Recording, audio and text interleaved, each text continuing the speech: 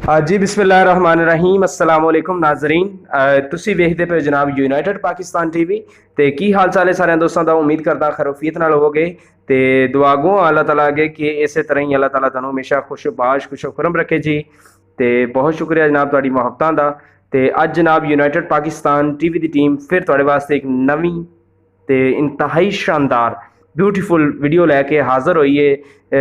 तुसी गां वेख रहे होगे माशाल्लाह स्क्रीन ते वीडियो शुरू करने तो पहले मैं गुजारिश करांगा, रिक्वेस्ट करांगा कि अगर यूनाइटेड पाकिस्तान टीवी की टीम अगर यूनाइटेड पाकिस्तान टीवी हजे तक तुसी सबसक्राइब नहीं किया तो सब तो पहला सबसक्राइब कर लो, नाल ही बैल आइकन का बटन मिलेगा तुहानू वो भी प्रेस कर लो।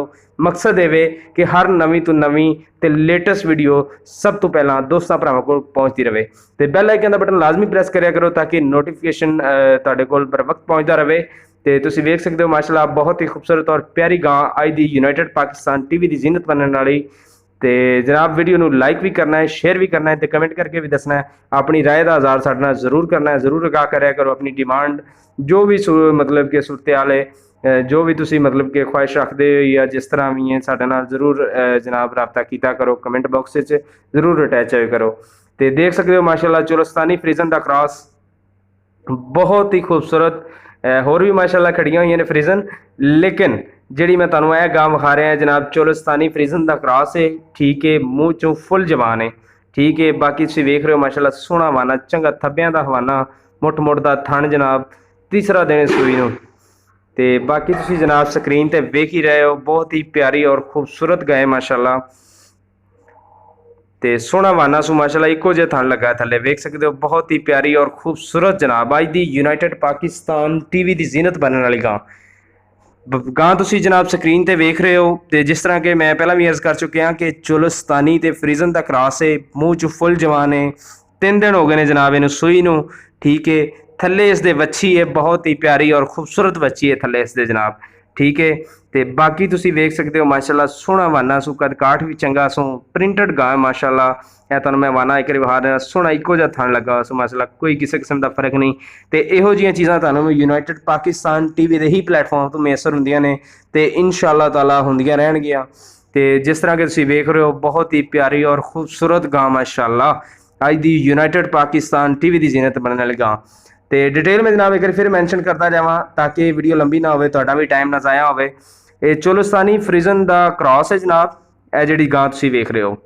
गावां तो मजीद भी खड़ियां हुई ने, बाकी स्क्रीन पर वेख रहे हो जनाब मजीद भी गावां खड़ियां हुई ने। तो जी गां मैं तुहानू विखा रहा जनाब यह गां ये चोलिस्तानी फ्रिजन का क्रॉस है जनाब, मूँह च फुल जवान है। ठीक है, तो 3 दिन होए ने सूई नूं, थले इस बच्ची दी है। तो हाज़र मौके जो दुध है जनाब 20 तो 22 लीटर है इस टाइम। ठीक है, 25 तो 26 लीटर करने वाली गां है माशाल्लाह, वेख सकते हो तुसीं 25 तो 26 लीटर करने वाली गां जनाब, हाज़र मौके 20 तो 22 लीटर दुध है जनाब।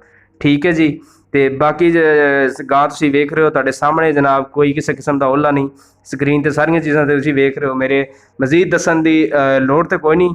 ठीक है, तो बाकी जिन्नी कोई डिटेल है सी जनाब मैं मैंशन कर दी थी तुहाडे नाल।